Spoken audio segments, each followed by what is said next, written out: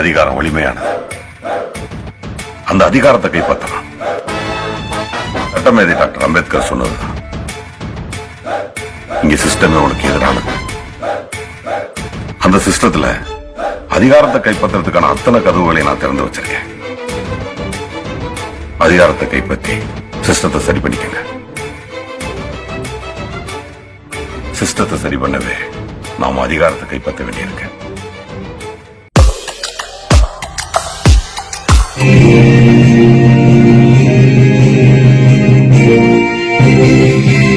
இதுவரைக்கும் நம்ம வேங்கை வீட்டில் வழக்காட்சிய சர்க்கரை பண்ண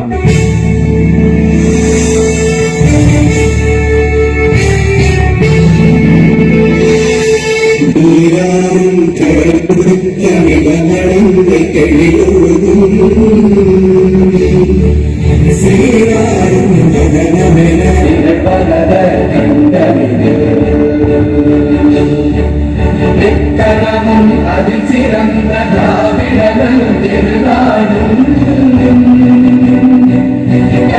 சிறு திரை முதலும் தரித்தனரும் திலகமுமே அத்திலக வாசனை போல் அனைத்துலகும் இன்பமுற எத்திசையும் புகழ் மணக்க இருந்த பெரும் தமிழனே தமிழனே உன் சீரிழமை திகழ்ந்து எந்த செயல் மறந்து வாழ்த்ததுமே வாழ்த்ததுமே வாழ்த்ததுமே.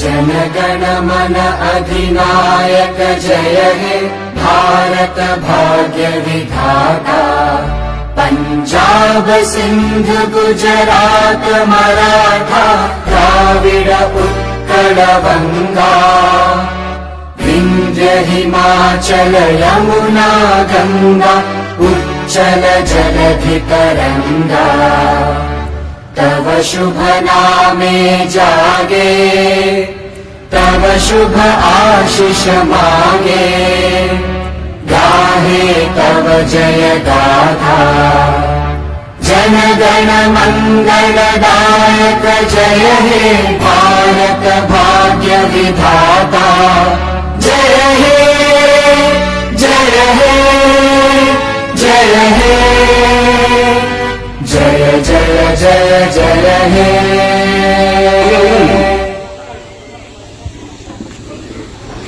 இனிய குடியரசு தின நல்வாழ்த்துக்கள் அனைவருக்கும். இந்த பகுதியில் ஒரு சிறப்பு என்னன்னா, எல்லாருமே வேறுபட்டு இருந்தாலும் ஒரு நிகழ்ச்சி அப்படின்னா ஒத்துமையா செயல்படுறதுதான் இந்த பகுதியோட ஒரு சிறப்பு. இங்க இருக்கிற பசங்க எப்பவுமே கெத்துன்னு எப்பவுமே நிரூபிக்கிற ஒரு பசங்க இங்கன்னா அது அம்பேத்கர் யூத் கிளப் தான். இது வரைக்கும் அவங்க மேல் நோக்கி வரல அப்படின்றதுலாம் கிடையாது. வாய்ப்பு இல்லைன்னா அர்த்தம். இங்க இருக்கிற பசங்களை யாரும் கட்டி தூக்கி மேல தூக்கின்னு வந்தா மட்டும்தான் அடையாளம் கட்ட முடியும். நம்ம பகுதியில் இருக்கிற பசங்க அத்தனை பேருமே எம்கே ராஜநகர், SS புரம், நக்கீரா நகர், கிரியா பாசாலை, காமராஜபுரம் அனைத்து பகுதியில் இருக்கிற மொத்த மாணவ செல்வங்களுக்கும் ஒரு அமைப்பு ஒன்று இருக்கு. போன 12வது எக்ஸாமினேஷன்ல 600க்கு 500க்கு மேல எடுத்த பிள்ளைங்க நம்ம ஏரியா பிள்ளைங்க புரியுதுங்களா? அதே இந்த இடத்துல அதே குழந்தை தாமோதரன் இந்த முத மாடியில் இருப்பான். அவன் 511 மார்க் எடுத்தான். அந்த குழந்தைங்க மேல் நோக்கி வரவே இல்லை. அதுக்கான காரணம் என்னன்னா, அது அச்சமா பூச்செல்லாம் கிடையாது. ஏன்னா வறுமை போட்டு கீழே இருக்கும்.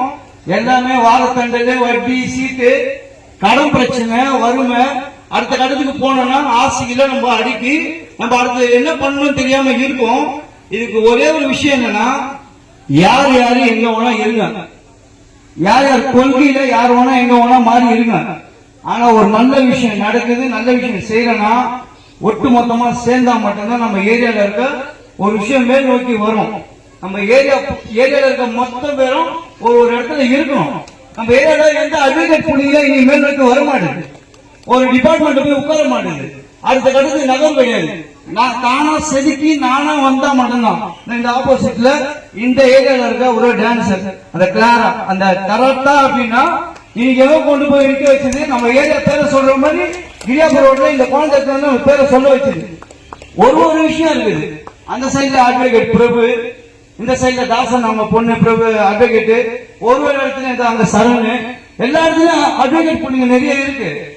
ஏன் அது கோஆர்டினேஷன் பண்ணி நம்ம ஏரியாக்காக சார்ந்து ஒரு வேலை பண்ணலாம். அரசியலுக்கு அப்பாற்பட்ட ஒரு வாழ்க்கை ஒண்ணு இருக்குது, பொதுவான வாழ்க்கை. எல்லாருமே நீங்களும் பார்த்து வந்த புள்ளதான் நானும், இப்ப இருக்கிற பிள்ளைங்க அதேதான்.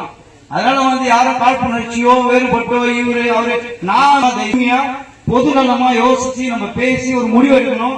நிறைய விஷயம் இங்க இருக்கு, பிரச்சனை இருக்கு. அது வந்து என்னன்னா இந்த நன்றி தரக்காக மாதிரி என்னன்னே தெரியல. நல்லா ஸ்போர்ட்ஸ் மேன் தான், ஆக்டிவா இருந்த பையன் தான். எதுவும் அதெல்லாம் பிரச்சனைனா எனக்குன்னு கேட்க அடுத்து நம்ம என்ன பண்ண போறோம் நம்மளுக்கு தெரியாது.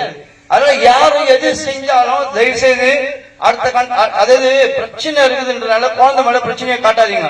நம்ம குழந்தைங்க பொக்கிஷமா, நம்ம மத்த ஊர்ல இருக்கிற குழந்தைகளை விட நம்ம குழந்தைங்க பிரில்லியன்ட். எதுக்கு சொல்றோம் அப்படின்னா நம்ம பிரச்சனையோ நம்ம கருத்தையோ கொண்டு போய் அந்த குழந்தை மேல திணிச்சிடறோம். அது ஆசைப்படுறத நம்ம அடிக்கிறோம். நம்ம அடுத்த கட்டத்துக்கு அந்த குழந்தையோட மனசு என்னன்னு உட்காந்து யாரும் பேசுறது இல்ல. ஏன்னா நம்மள பார்த்தா குழந்தை வளருது, சொல்லி கொடுத்தலாம். இந்த காலத்துல குழந்தை வளரல. நம்ம அப்பா அம்மா என்னவோ, ஏன்னா இந்த காலத்துல இப்ப நேரம் பெயிண்ட் வரைக்கும் போறது இல்ல, கார்பெண்டர் பெயிண்ட் எல்லாம் இப்ப குறைஞ்சு போச்சு. அதுக்கு என்ன ரீசன் என்னன்னா எல்லாம் சரக்கு அடிக்க போயிட்டாங்கன்னு கிடையாது. என் வீட்டு பிள்ளைங்களா படிக்க வந்துச்சு, அவங்க அப்பாவோட நின்று போச்சு. இப்ப எங்களுக்கு என்னன்னா அந்த பெயிண்ட் வேலையோ இல்ல கார்பெண்டர் வேலையோ எங்களுக்கு பிடிக்காது. படிச்சதுக்கான வேலை எங்களுக்கு தேவை. அதனால இப்ப இருக்கிற சூழ்நிலைக்கு தலைமுறையா வந்து அந்த வேலை எல்லாம் இப்ப வராது. அதுக்கான வேலை எல்லாம் இந்திக்காரன் வந்து இறங்குறான். ஏன்னா இப்ப நம்ம அறிவு சார்ந்த வேலைகளை பாக்குறோம், நம்ம மேல் நோக்கி போறோம். அதனால நம்ம அதுக்கேற்ற மாதிரி அந்த பேக்கப் ஒண்ணு இல்ல, இந்த வருமானத்தை நம்ம இல்ல அதை ஈட்டணும் அப்படின்னா தயவு செய்து படிங்க. இந்த படிப்பு மட்டும்தான் நம்மளை காப்பாற்றும். குழந்தைகளுக்கு எவ்வளவு வலி இருந்தாலும் எவ்வளவு கஷ்டம் இருந்தாலும் சரி, தயவு செய்து இந்த படிப்பு மட்டும் கடன் வாங்கியாவது பண்ணி கொடுத்துருங்க. ஏன் கேட்டா அது வந்து அது தலைமுறை அதை பார்த்துட்டு போயிடும். நம்மளுக்கு இந்த ஆன்லைன் எல்லாம் தெரியாது, நம்மளால பேனலே வச்சு கிரிக்கிட்டோம். இப்பெல்லாம் லிங்க் ஓபன் பண்ணி டிஜிட்டல் போய் பார்த்துட்டு ஒரு ஃபார்ம் அப்ளிகேஷன் போடணும் கூட தெரியாது. குழந்தைங்க கிட்ட நம்ம கத்துக்கிறோம். அப்ப அந்த லெவல்ல குழந்தைங்க கிட்ட நம்ம என்ன பண்ணோம், அரவணைப்புல இருக்கணும். என் ஏரியால இருக்கிற பசங்க 2 பசங்க டாக்டர் படிக்குது, அது எனக்கு சந்தோஷம். அந்த டாக்டர் படிக்குதுன்னும் போது எனக்கு அதுக்கு என்ன ரூட்டு தெரியல. அதே மாதிரி இந்த கிரியாபுரம் புனிதா பொண்ணு கூட பிடெக் பண்ணுது, எல்லா பசங்களும் தெரியுது. ஆனா நம்ம கையில என்ன 4 லட்சம் 5 லட்சம் கிடையாது. அப்ப அது வழிமுறைன்னா நம்ம கூட இருக்க யங்ஸ்டர் நீங்க எல்லாம் வந்து இந்த லோன் ப்ராசஸ் இருக்கு, வித்தியாசம் ஏதோ ஒரு லிங்க் இருக்கு, அது உள்ள போனீங்கன்னா உங்களுக்கு வந்து உடனே லோன் கொடுத்துருவாங்க. லோன் என்னன்னா 4 வருஷம் கட்ட தேவையில்ல, பசங்க படிச்ச பிறகுதான் கட்டுவாங்க. சின்ன சின்ன விஷயம் நீங்க ஷேர் பண்ணுங்க. நம்ம எப்பவும் வாட்ஸ்அப்ல சினிமாவை பாக்குறதோ, சினிமாவை பேசுறதோ, இந்த அரசியல பேசுறதோ, அரசியலுக்கு அப்பாற்பட்ட வாழ்க்கை நான் சொன்ன பாத்தீங்களா. நீங்க யார் வேணா எங்க வேணா இருங்க, அது உங்களுக்கு பிடிச்ச இடத்துல நெருங்க. ஆனா பிரச்சனை ஊருக்கு அப்படின்னா பொதுப்படியா தயவுசெய்து யோசிங்க. நம்ம ரேஷன் கடை காம்பவுண்ட் வந்து ஒண்ணு நிக்காம இருக்கு, நம்ம ஜிம்மு ஒண்ணு சரி பண்ணாம இருக்கு, நம்மளுக்கு ஒன்னும் பாத்ரூம் சரியா வரல, நம்மளுக்கு இன்னும் 13 பஸ் நிறுத்திட்டாங்க, 14 நம்பர் பஸ் நிறுத்திட்டாங்க. பிரச்சனை பேசினே இருப்பேன் நான். ஆனா பிரச்சனை இருக்கு, அதுக்கான ஊந்துகோல்னா ஒற்றுமையா இல்லை. யாரோ பண்ணுவான், யாரோ செய்வான், அப்படி இல்ல. உங்களுக்கு பேனாத்தி எழுத தெரியும், இங்க இருக்கிற யூத் கிளப்புக்கு பேனாத்தி எழுத தெரியும், ஆன்லைன் கம்ப்ளைண்ட் அடிக்க தெரியும். இவர் வந்தாதான் செய்யணும், இவர்கிட்ட சொன்னாதான் செய்யணும் எல்லாம் கிடையாது. நம்ம வீட்டு பிரச்சனை நம்ம தானே பாத்துப்போம். என் வீட்டு குடும்ப பிரச்சனை எனக்கு தானே தெரியும். அந்த மாதிரி என் ஊர் பிரச்சனை எங்களுக்கு தான் தெரியும்ன்ற மாதிரி அதிகாரிக்கு போன போடுங்க. ஏன்னா நீங்க வந்து தேவையில்லாம இப்படி இப்படிலாம் போன அவசியம் கிடையாது. மெட்ரோ ஏஐ நம்பர் வாங்கி வச்சுங்க, அப்புறம் ஸ்லம்போர்டு ஏஐ நம்பர் வாங்கி வச்சுங்க. நீங்க சார்ந்தெல்லாம் கிடையாது, ஏஐ நம்பர்லாம் உங்க கையில இருக்கணும். இபி கரண்ட் கட் ஆயிடுச்சா இங்க இருக்கிற பசங்க இருக்கணும், யாரோ பண்ணுவாங்க. அதெல்லாம் வந்து பழைய காலம். நம்ம எல்லாம் வந்து 8க்கு 10 வீட்லயே இங்க கூட்டு வருவோம் நம்ம ஏரியாவுல. ஏன்னா இங்க வசதி கிடையாது. அப்படியே அந்த பொட்டப்புள்ள யாருன்னா காலேஜ்ல படிக்கிற பசங்க இங்க கூட்டு வந்தா கூட ஒரு பாத்ரூம் வசதி கிடையாது. கொஞ்சம் கூச்சப்படும், அச்சப்படும். இல்ல இன்னும் கிராமத்துல இருக்கிறவங்க இருக்கிறோம். அப்ப இதெல்லாம் மாத்தணும் அப்படின்னா அவங்களுக்கு ஏற்ற மாதிரி நம்ம மாறணும். சில விஷயம் நம்ம அனுசரிச்சுட்டு போயிட்டோம், இவ்வளவுதான் வறுமை, இதுக்குள்ளதான் வாழணும். ஆனா இப்பெல்லாம் அப்படி கிடையாது. ஒரு நாளைக்கு நம்ம ஏரியாவில் 500 ரூபாய் இருந்தாலும் கெத்தா குடும்பம் ஆட்டுவோம், 5000 ரூபாய் இருந்தாலும் ஒரு வாரம் வச்சு குடும்பம் ஆட்டுவோம். ஏன்னா எல்லாம் வலியோட தான் வாழ்றோம். மனசை போட்டு கொதிச்சுக்கிட்டா கூட, ஆனா எல்லாமே தலை காஞ்சதுன்னு பேர் எடுத்தா கூட ஒரு புள்ளிங்க நிக்குது பாரு, ஸ்டைலா நிக்குது பாரு, கெத்தா நிக்குது பாரு. இது கிடைக்குமா? இது கிடைக்காது. இது எப்படின்னா அடுத்த வழிகோல் வழி விட்டு வேடிக்கை பார்க்க வேண்டியதுதான். நல்ல விஷயம் செய்யுங்க, பொதுவா செய்யுங்க, அது நல்லதா செய்யுங்க, நல்ல எண்ணங்களை காப்பாற்றும். கோவம் மட்டும் முதலில் குடியரசு என்றால் என்ன தெரியுமா? நம்ம ஆகஸ்ட் 15 சுதந்திர தினம் கொண்டாடுறோம். குடியரசு 26 ஜனவரி கொண்டாடுறோம். எதுக்கு அதை கொண்டாடுறோம், எதுக்கு இதை கொண்டாடுறோம் தெரியுமா? தெரியாது. தெரிஞ்சுக்கணும். நம்ம சுதந்திரம் கிடைச்சது ஆகஸ்ட் 15, பேச்சுரிமை கிடைச்சது ஜனவரி 26. நம்ம கொடியை ஏத்த கூடாது, ஏத்திட்டோம். உச்சியில பறந்த கொடியை அவுக்கணும். அதுதான் இப்ப நம்மள உச்சியில பறந்துனுக்கிறோம்.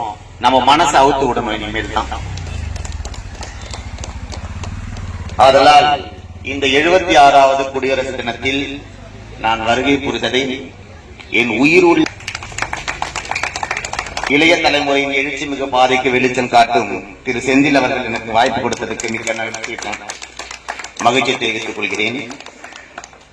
ஒரே மரத்தின் பூக்களாய் இங்கு பூத்துக் கொண்டிருக்கின்ற நண்பர் விஜய், ஜெயக்குமார், சிவா, கிருபா, மகேஷ், மணிகண்டன், விஜய், ஹரிஷ், நரேஷ்குமார், லோகேஷ், நித்யானந்தம், வசந்தகுமார், ஆனந்தகுமார், கோகுல் ரஞ்சல், ராகுல், மாதேஷ், நாகேஷ், ஷாஜகான், ரமேஷ், பிரபாகரன், விஜய் மற்றும் பல நண்பர்கள் விட்டு போயிருக்கலாம். இதயத்தில் இருந்து ஒரு கை தட்டினால் ஓசை வராது, பல கைகள் சேர்த்து தட்டும் போதுதான் ஓசை வரும் இல்லையா? சேர்ந்து நல்லா தட்டலாம்.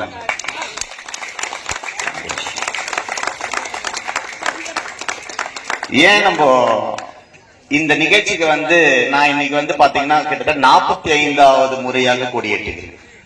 என் வாழ்க்கையில ஃபர்ஸ்ட் 22 வயசுல கொடியேற்றினேன். இன்னைக்கு 45வது வாட்டி கொடியேற்றுறேன். இதுக்கு அப்புறம் ஒரு 2 அசோசியேஷன்ல போனோம். நைட்டு நான் திங்க் பண்ணேன், செந்தில் சார் எவ்வளோ பேரு தெரியும், ஏன் என்னை இதுக்கு செலக்ட் பண்ணாரு எனக்கு புரியல அப்போ. ஆனா இங்க வந்ததும் தான் புரிஞ்சுது. தாகம். அந்த காலத்துல பாத்தீங்கன்னா கிறிஸ்டியன்ஸுங்க மேலுக்கு உயர்ந்ததுக்கு காரணம் என்ன தெரியுமா? பக்தியோட கல்வி. எங்கெல்லாம் சர்ச் இருக்குதோ அங்கெல்லாம் ஒரு ஸ்கூல் கட்டிடுவாங்க. அப்படியே படிக்கணும், அப்படியே பண்ணணும், அப்படியே முன்னுக்கு வந்துடலாம். ஆனா நம்ம மக்களுக்கும் அந்த வசதிகள் இருந்தது, வழிகாட்ட ஆள் இல்லை. வழிகாட்டுறதுக்கு ஆள் இல்லை. நான் கூட வழிகாட்டி இருந்தேன்னா ஒரு கலெக்டரா உட்கார்ந்து இருப்பேன். நானா முன்னுக்கு வந்ததால ஒரு டீச்சர் ஆயிட்டேன். அப்போ இந்த வழிகாட்டுதல் தான் நமக்கு இப்ப தேவை. அம்பேத்கர் இயக்கமாக இருந்தாலும் சரி, காமராஜ் இயக்கம் இருந்தாலும் சரி, பெரியார் இயக்கமாக இருந்தாலும் சரி, நம்முடைய ஒரே சிந்தனை கல்விதான். கல்விதான் நம்மளை உயர்த்தும். நான் பாத்தீங்கன்னா இங்க இருக்கிற ஷாஜகான் வீட்டுக்கு தேடி வந்துக்கிறேன். அப்ப எச்சம் கேட்டாங்க, அவன் வீட்டிலேயே ஒழிஞ்சுன்னுக்கிறான். சரிங்க மேடம், ஒன்னும் பிரச்சனை இல்லை எனக்கு. நான் ஸ்ட்ரெயிட்டா வீட்டுக்கே போயிடுவேன். ஏன்னா நான் அயோத்தி குப்பம், மஞ்சா காவலி, நொச்சி குப்பம், எல்லா நண்பர்களும் எனக்கு அந்த வீட்டுக்கோடு சேர்ந்து இணைந்து அது மாதிரிலாம் நான் பார்த்ததே கிடையாது. எல்லா குடும்பத்திலும் போயிடுவேன். எல்லா தாய்மார்களும் நம்முடைய உறவினர்கள் தான். அப்படியாப்பட்ட பழக்கம். ஷாஜகான் வீட்டுக்கு நான் போறேன், பிரச்சனையே கிடையாது எனக்குன்னு சொல்லி நான் ஷாஜகான் வீட்டுக்கு அவனை கூட்டுன்னு வீட்டுக்கு போனேன். ஸ்கூலுக்கு போயிட்டு அவரை போட்டோ வேற எடுத்துங்க. வீட்டுக்கு போனது அடையாளம். கிரியப்பா சாலையில வரும்போதெல்லாம் எனக்கு அந்த நினைவுகள் தான் வருகிறது. ஏன்னா கல்வி மட்டும்தான் நமக்கு கரை சேர்க்கும். கல்விதான் நம்மை கரை சேர்க்கும். அந்த கல்வியை எந்த காலத்தை கொண்டும் நம்ம பின்வாங்கவே கூடாது, எந்த சூழ்நிலைகளை கொண்டும் பின்வாங்க கூடாது. சார் சொன்னார், இன்னைக்கு நம்ம டிஜிட்டல் உலகத்துக்கு போயின்னு இருக்கிறோம். ஆனா இங்க இருக்கிற மக்களுக்கு ஒண்ணும் தெரியாது. ஒரு ஃபார்ம் ஃபில் பண்ணா, ராஜா எனக்கு என்னப்பா தெரியும், நீயே பண்ணிக்கப்பா, நீயே செஞ்சுக்கப்பா. இன்னைக்கு எல்லாமே அப்படிதான். பணம் எடுக்கிறது முதல் கொண்டு எல்லாமே டிஜிட்டல் உலகத்துக்கு போயிட்டோம். ஆனா நம்ம மட்டும் மாறாமையே தான் இருக்கிறோம். இன்னும் மீன் குழம்பு வச்சு, கறி குழம்பு வச்சு சாப்பிட்டாதான் சந்தோஷமா இருந்துருக்கோம். அது ஒரு சந்தோஷம் தான். ஞாயிற்றுக்கிழமை வேற இன்னைக்கு இல்ல. ஆனா அதே நேரத்துல நம்ம மக்கள், நம்ம பிள்ளைகள், நம்ம பேர பசங்க எப்படி இருக்கிறாங்க, என்ன நிலைமையில இருக்கிறாங்க, அதை கொஞ்சம் ஒரு கணம் திங்க் பண்ணி பாருங்க. நம்ம வாழறது எல்லாமே, நம்ம உழைக்கிறது எல்லாமே யாருக்காக உழைக்கிறோம்? யாருக்காக உழைக்கிறோம்னா, என் பையனுக்காக உழைக்கிறேன்பா, என் பொண்ணுக்காக உழைக்கிறேன்பா சொல்லுவோம். ஆனா அந்த பொண்ணுக்காகவோ பையனுக்காக நீ என்ன பண்ற? ஸ்கூல்ல ஏதாவது போய் கேட்கறியா? அவங்களுடைய வழிகாட்டுதலுக்கு ஏதாவது ஒரு முயற்சி எடுக்கிறியா? காலையில வரேன் சார், சாயங்காலம் வரேன் சார், நடுவில் அவன் என்ன பண்றான்னு தெரியல சார். அப்ப எதுக்கு உழைக்கிற? அப்ப உழைப்பு வேஸ்டா போயிடுது, வேஸ்டா போகுது. சோ அதனால இனி ஐயா சொன்னாரு, இந்த ஏரியால ஒரு டியூஷன் வேணும், நீங்க எனக்கு இடம் அரேஞ்ச் பண்ணி கொடுத்தீங்கன்னா நான் உங்களுக்கு கண்டிப்பா அதை செஞ்சு கொடுப்பேன். நீங்க அரேஞ்ச் பண்ணி கொடுங்க, இடத்தை கொடுங்க, நான் கண்டிப்பா கொடுக்கிறேன். ஏன்னா நான் கிட்டத்தட்ட பார்த்தா ஒரு 500க்கு மேற்பட்ட போலீஸ்களை உருவாக்கி இருக்கிறேன், 40 டாக்டர்ஸ் உருவாக்கி இருக்கிறேன். இன்ஜினியர்ஸ்களுக்கு கணக்கே கிடையாது. எவ்வளோ இன்ஜினியர்ஸ். என்னுடைய கொள்கையே என்னன்னா, கோயிலுக்கு செய்யறனோ செய்யல எனக்கு தெரியாது, ஒரு பையனுக்கு படிப்பு வர வைப்போம், அவனை ஃபாலோ பண்ணுவோம், வேலை வாங்கி முக்கியம் வேலை தான். அவனுக்கு வேலை வாங்கி கொடுத்துட்டோம்னா அவன் குடும்பம் 25 வருஷம் பொழைக்கும். நான் ஒரு வேளை சோறு போட்டு அவன் என்ன பிரயோஜனம்? ஒண்ணுமே பிரயோஜனம் கிடையாது.